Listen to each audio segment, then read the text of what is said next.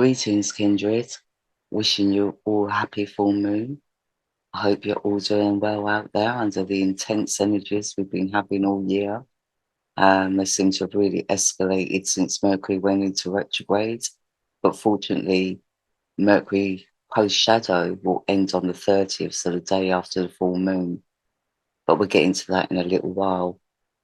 So the full moon will reach its peak on the 29th of September 2023 at 10:57 in the GMT time zone, at 5:57 in the EDT time zone, and at 19:57 in the AEDT time zone. So as the full moon reaches its peak, she will be in the sign of Pisces. So this is quite an emotional moon when the moon is in Pisces, quite a psychic and sensitive moon, very empathic and compassionate. But 14 degrees, it is more about nature and, the organic nature. So, this also is about art, music, our sense of security. But, number 14 is also about the force of nature. So, which is quite dynamic when it's unleashed. So there could be some kind of I know there's been some storms, and I think storm is the word around this full moon, not just storms as in like rainstorms, but also emotional storms as well. And what I'm seeing overall here is it's all connected to managing boundaries in a diplomatic way. So for many people that have been kind of bottling stuff up, it's about to erupt. Do you know what I mean? And the thing is, when we need to form boundaries and we don't, and it escalates and we bottle up all that frustration, it does tend to erupt. And, that's not necessarily what we want. We need strategy.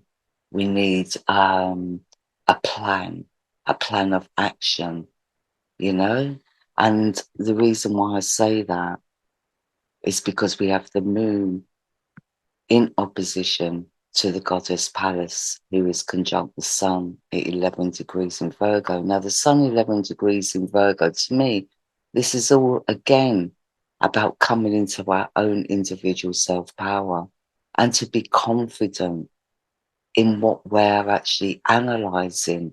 With the sun conjunct Pallas, it's like there's a light being shone on strategies and patterns. Do you know what I mean? And at 13 degrees, well, 13 is quite a number, really. I mean, it does break down to 4, which represents stability. But the number 13 is really like a rebirth or something new coming to light, especially in conjunction to the sun.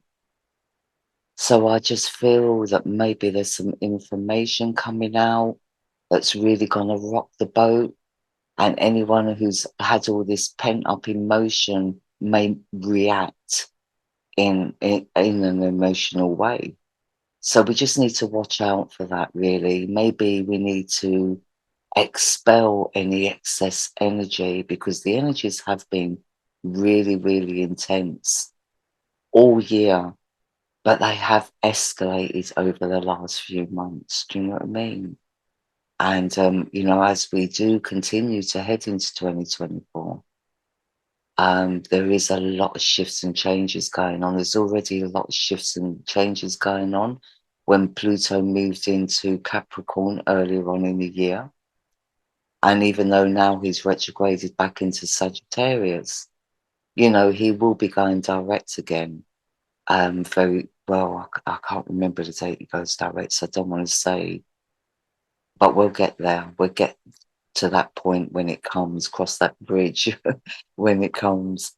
So when he enters back into Capricorn, of course, all the stirring of, big corporations, and there's going to be a lot of issues or stuff going on around them.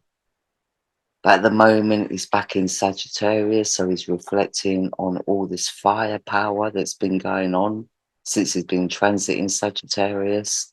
And that includes arms, it includes, disputes between countries, we'll put it that way.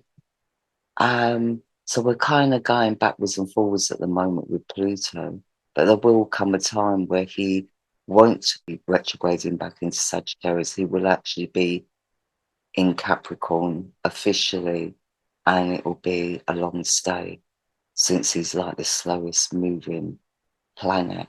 I still refer to him as a planet because he is quite powerful, even though he's only little. But anyway, so this opposition with the moon here and the goddess Pallas, does create this T-square towards the goddess Vesta. So apart from us having to, control our emotions, because the emotions can overrule reason at times if we are at the brink of erupting. Do you know what I mean? And when that occurs, we do lack objectivity.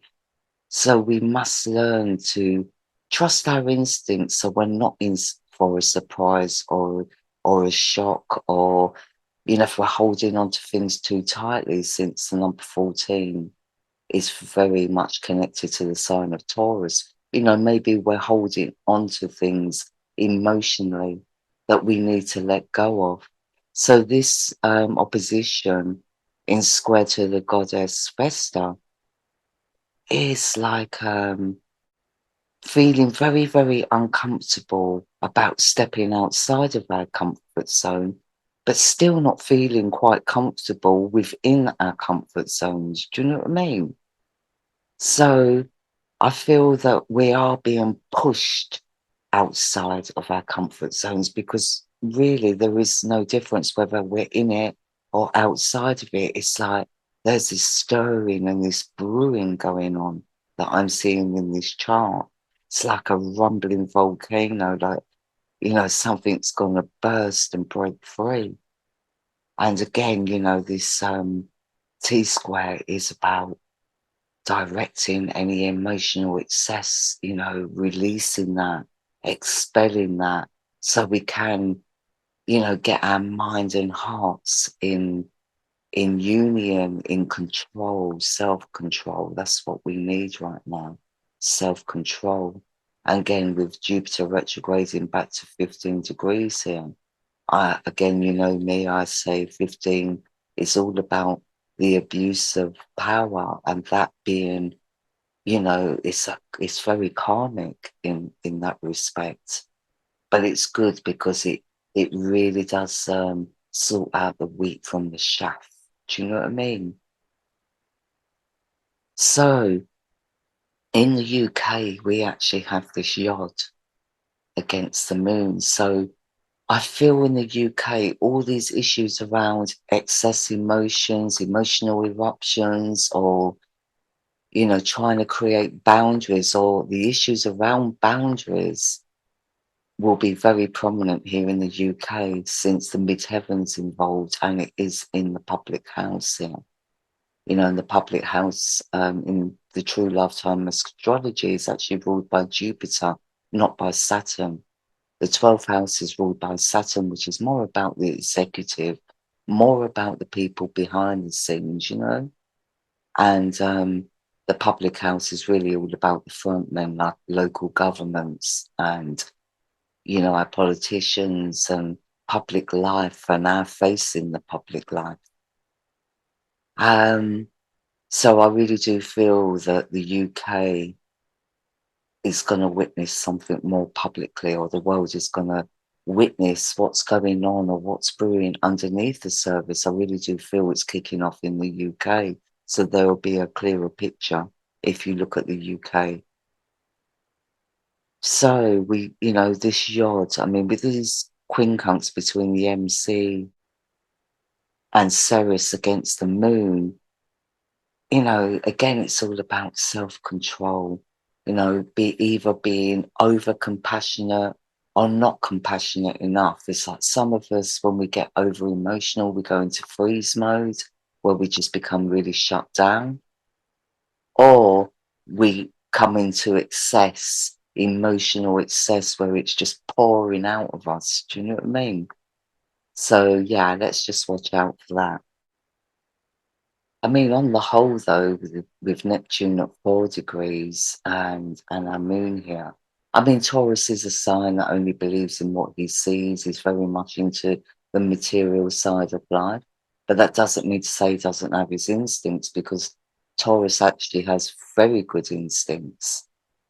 And we don't have planets in Taurus, but Uranus is really hanging around the boundary of Aries and Taurus, and will be moving into Taurus in 2024, April, I think, April or May, something like that. But it's when Uranus makes the shift into Taurus that, things are really going to shift but it's not going to be rapid like since Uranus has been transiting through Aries, it's like, wow. Everything's just so fast paced and just so overwhelming. But when Uranus moves into Taurus, it's going to be more groundbreaking. Do you know what I mean? And but it's really going to be around the economy and our resources, and our sense of security is going to go through a lot of shifts and changes. And I think, with Uranus at 23 degrees in retrograde in Aries, maybe we are already reflecting on the shifts and changes that have occurred already. So, we'll discuss more about that as we get closer to the time. But we do have another T-square. I mean, this T-square has been going on for a little while. It was a ground cross, and it's with the nodes and creating this T-square towards Pluto. But in this instance, Mars has joined forces with the South Node. And this is where I'm feeling a lot of the discomfort in our comfort zone, because Mars can be very agitating when it's conjunct the South Node. It can create a lot of agitation and antagonization as well. So, it can be some temper tantrums, or it can even be like military action, like people questioning military action. So that could be connected with what's going on in our world already, that more and more people will be coming into question or feeling very uncomfortable about it.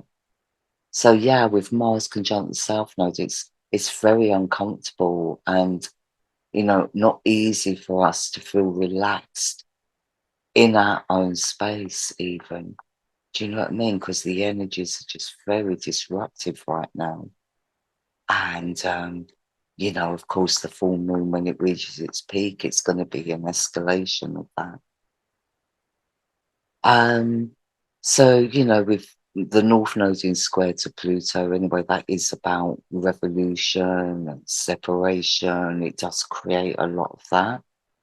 But with Mars in square to Pluto, that is like domination, where egos fly, and, we can be really foolish in our actions when this square occurs as well. And it can be very destructive again. So, there's something brewing. I'm just feeling something brewing here that's about to reach its peak around about the full moon. So we also actually, let's move to the Mercury post-shadow ends chart.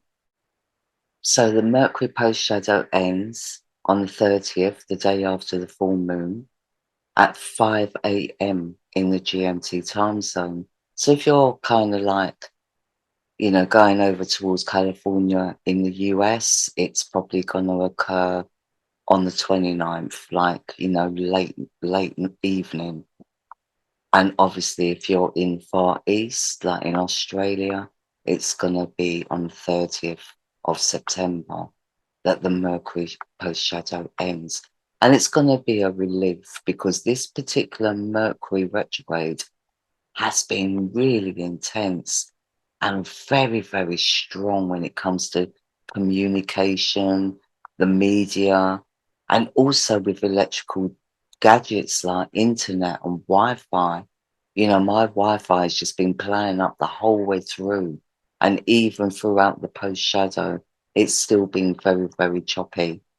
So hopefully as the post shadow ends, Wi-Fi's and internets will start working a bit better again. And hopefully the media and, you know, all the communications out there will start getting back into sync. Well, we can hope for that. But as you all know, or most of you know, I've already done an article on this. So I am going to link that below wherever you're watching this. Of course, if you're watching on FB, then, you know, this video will actually take you to my website. So a couple of cosmic updates below, you'll find the Mercury retrograde article. So, you know, the good thing about when this retrograde ends, I'm not going to go into this too much because, like I said, I've already written an article.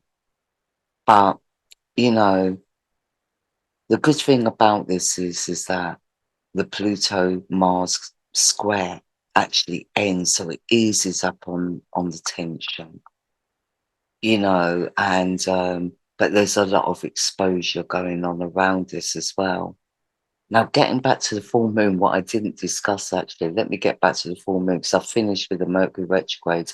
I mean, we do have the Black Moon Lilith at the moment, transit in Leo, and she's not in conjunction with anything really, apart from here in the UK, she's conjunct the Ascendant, which is just really about stops and starts when it comes to progression, when it comes to, you know, moving forward. So here in the UK, we'll probably feel we're a little bit stuck. Do you know what I mean? Where we're running on the spot and getting nowhere fast. But yeah, like I said, I'd rather you read the Mercury retrograde article I wrote about the post shadow. But I'm going to go back to the full moon because I didn't quite finish with that. Okay, so I did want to talk about the Venus-Juno conjunction here in Leo.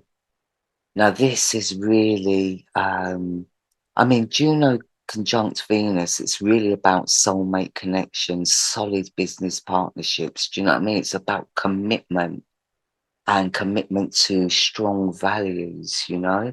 But because they're both in opposition to Saturn, you know, there can be disappointments when it comes to relationships, or there can be financial hardships.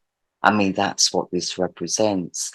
So when it comes to finances, I feel we're going to see, you know, some struggles going on around the economy. But if it's about relationships, then we're going to see further breakdown of relationships that are not really aligned, you know, because this Venus Juno conjunction is really telling us that, you know, there's only going to be space for relationships that are based on spiritual strength and not on abuse or relationships that are just not in sync or not destined or not meant to be. If there's any incompatibilities that are quite prominent in your relationship, then this will be the time where you're going to see the cracks.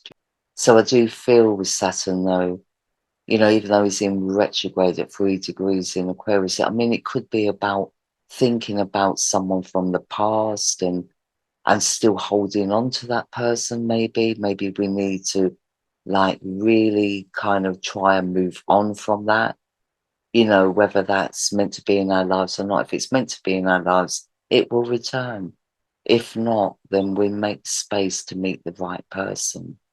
So I just wanted to cover that as well. So it's a quick one this time because I don't have loads of charts to discuss.